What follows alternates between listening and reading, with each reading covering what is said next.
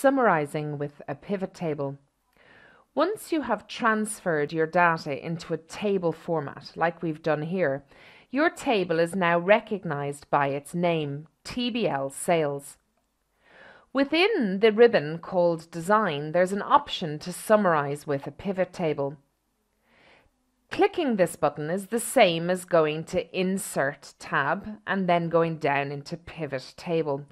The difference here is that it automatically takes the TBL Sales, my table itself, as the range of data that it's going to use in the pivot table.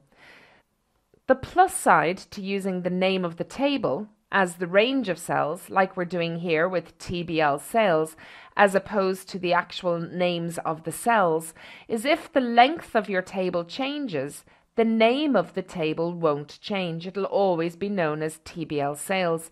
So you won't need to go in to change your data source if you increase the length of your table. So much handier to have a named table range in here instead of cell references.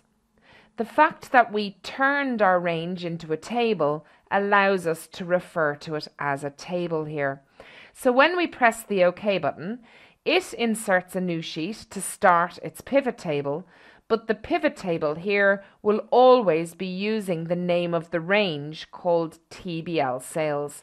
So if down here at the bottom you start adding rows, it doesn't need you to go in to change your pivot table because automatically the table will expand if you use the tab key to go in and add more rows to the table.